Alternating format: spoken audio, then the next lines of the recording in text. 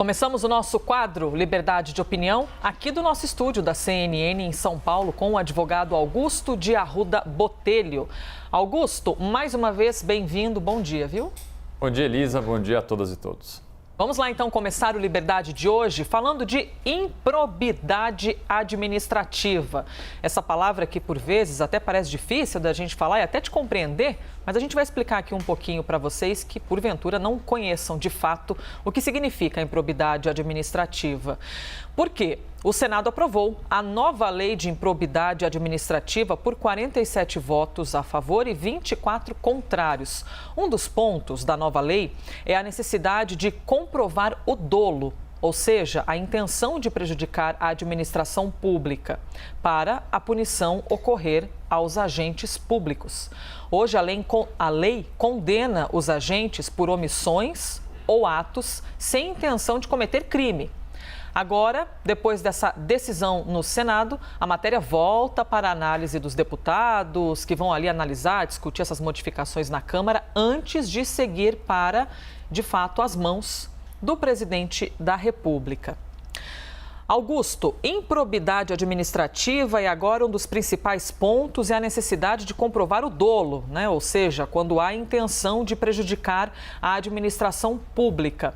Qual a sua opinião sobre essa punição de agentes públicos apenas em casos intencionais?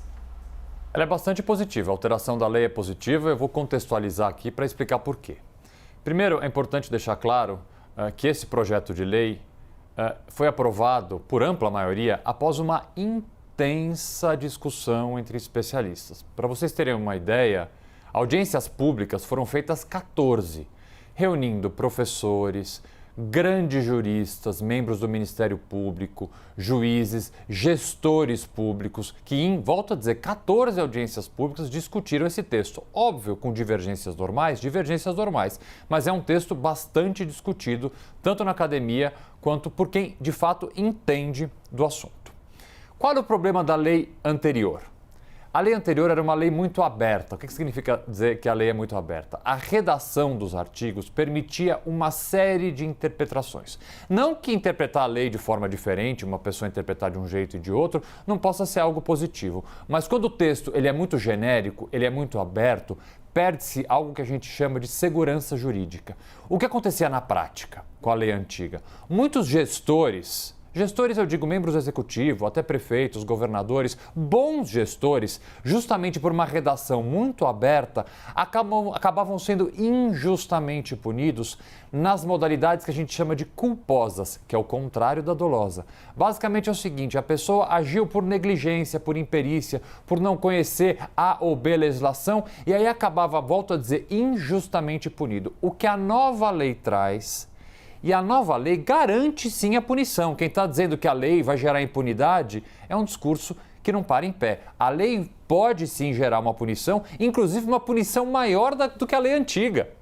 Portanto, esse discurso de impunidade não cola. Volto a dizer, agora o que a lei vai punir, com um texto muito mais fechado e melhor, é aquele gestor público que com intenção de ferir o erário público, ou seja, com dolo, com a intenção, cometeu algum tipo de improbidade, inclusive uma corrupção, eventualmente, que aí a gente já vai entrar no campo do direito penal. Então, a modificação da lei é sim positiva. Modificação, então, por parte dos senadores. Agora esse assunto volta para a discussão dos deputados, para, na sequência, ser encaminhado ao presidente da República. E a gente vai aqui atualizando para você que acompanha a programação da CNN Brasil. Augusto, vamos mudar de assunto e falar sobre o passaporte da vacina. Tem uma mudança aí importante em uma grande capital do Brasil, Rio de Janeiro. O Tribunal de Justiça do Rio suspendeu a exigência do passaporte da vacina na cidade do Rio de Janeiro. Essa suspensão ocorreu pelo seguinte motivo: uma cidadã, em um habeas corpus, apresentou esse pedido. E o desembargador Paulo Rangel, em caráter liminar, estendeu a decisão para que todos que circulam na cidade do Rio de Janeiro não precisem mais apresentar, então, esse passaporte da vacina. Na decisão, Rangel falou em ditadura sanitária e fez uma analogia à escravidão. Abre aspas. Se no passado existiu a marcação a ferro e fogo dos escravos e gados através do ferrete ou ferro em brasas, hoje é a carteira da vacinação que separa a sociedade. O tempo passa, mas as práticas abusivas, ilegais e retrógradas são as mesmas. O que muda são os personagens e o tempo. Fecha aspas. Augusto, deixo com você então para opinar sobre a decisão e as palavras do desembargador. Bom, eu discordo radicalmente da decisão do desembargador Paulo Rangel. Eu discordo na forma e discordo no conteúdo. Vamos começar pela forma. Primeiro, foi um habeas corpus apresentado por uma pessoa. Veio o desembargador e de forma monocrática. O que significa forma monocrática? Tem esse nome bonito, né? Monocrática é sozinho. Tá? Um habeas corpus, geralmente, você decide num colegiado, com outros desembargadores. A liminar é sempre uma decisão monocrática, você decide sozinho. Num caso como esse, é pouco prudente, para dizer o mínimo, tomar uma decisão sozinho. Então esse é o primeiro erro de forma. O segundo erro, ele não decidiu o caso específico da senhora, da aposentada que pediu o caso. Ele estendeu de ofício, o que chama de ofício? Sem que haja um pedido, essa decisão para todos os cidadãos do Rio de Janeiro. Então a forma é completamente equivocada. Mais ainda, no momento de executar essa decisão, ele manda a decisão, a cópia da decisão, para vários órgãos do Rio de Janeiro. Inclui o Exército. Exército não tem competência de cumprir ordem judicial. Parece muito mais uma provocação encaminhar essa ordem para o Exército, para que o Exército também tome ciência disso, do que qualquer outra coisa. E agora, com relação ao conteúdo, quando a gente vai ler a decisão, nós tivemos uma pandemia em que se politizou uma doença. Se politizou e trouxemos uma ideologia para dentro até de um tratamento médico. As decisões judiciais que tratem desse tema deveriam se afastar completamente disso. Deveriam ser decisões puramente técnicas. E o próprio texto dessa decisão já foge completamente dessa tecnicidade que o direito tem que ter. A decisão fala em ditadura sanitária, fala em escravidão, fala em Hitler. Isso cabe numa decisão judicial desse tipo? E o desembargador, com imenso respeito, ele confunde liberdade de locomoção com liberdade de transportar um vírus. Veja bem, a vacinação é um pacto social. É muito mais do que simplesmente uma decisão unilateral. E uma pessoa não vacinada, ela pode sim ter a sua entrada em determinados locais restringidas porque é uma questão de saúde pública. Para finalizar, o que essa decisão faz? E este é o ponto mais perigoso. Ela, de certa forma, incentiva a não vacinação. Nós estamos ainda numa campanha de vacinação. Algumas pessoas vão ter que tomar a terceira dose, adolescentes ainda vão se vacinar e uma decisão judicial vem neste momento e, de certa forma, traz uma discussão desnecessária da viabilidade, eficácia ou não, indiretamente traz essa discussão novamente para o campo político e jurídico. Portanto, a decisão é um erro completo. Falar em política, Augusto, vamos mergulhar de cabeça nela agora. O governador do Rio Grande do Sul, Eduardo Leite, descartou a possibilidade de ser candidato a vice-presidente pelo PSDB. O tucano disse se sentir respaldado pelo ex-presidente Fernando Henrique Cardoso nas prévias da sigla à presidência da República. O governador do Rio Grande do Sul esteve na residência de FHC em São Paulo, ao lado do senador Tarso Gereissati, que desistiu da disputa para apoiá-lo. Vale lembrar que o ex-presidente Fernando Henrique já declarou apoio ao governador paulista, João Dória, adversário de Leite nas prévias do PSDB. Como você avalia, então, Augusto, essas articulações políticas dentro do partido já visando 2022? Eu avalio como normais, mas, sinceramente, tenho dificuldade de concordar com elas e vou explicar por quê. O PSDB já foi um partido bem maior do que é hoje em dia.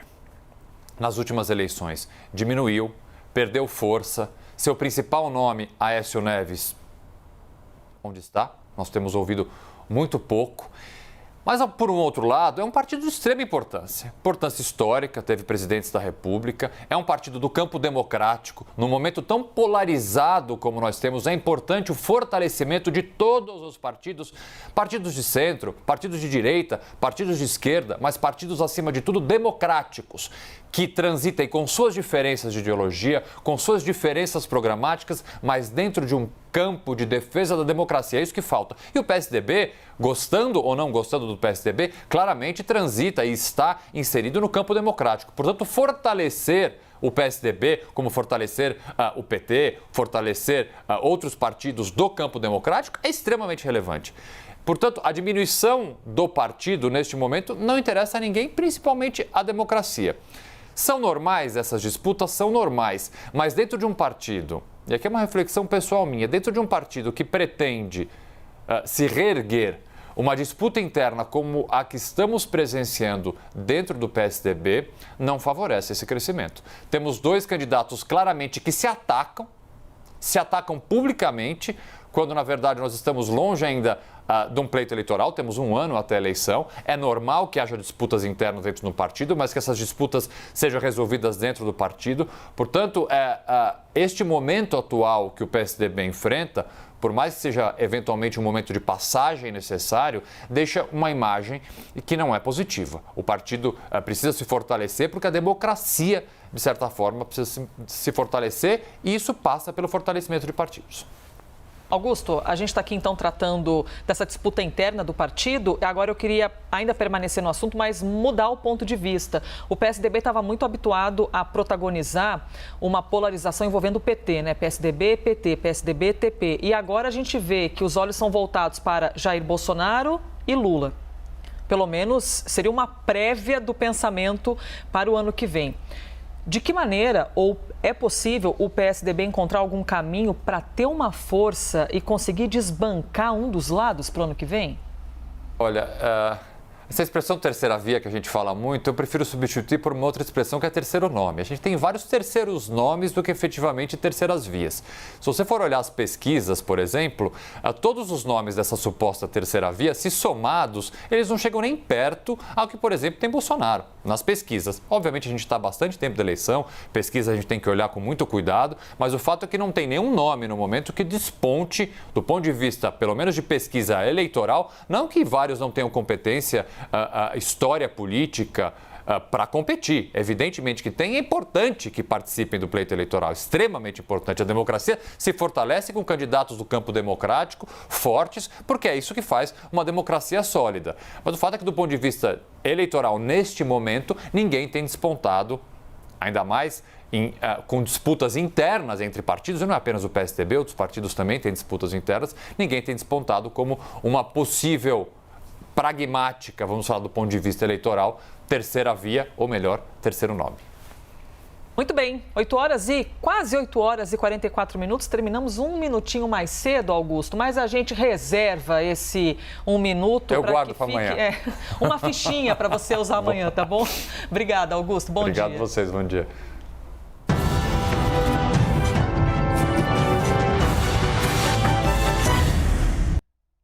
As opiniões emitidas pelos comentaristas do quadro não refletem necessariamente a posição da CNN.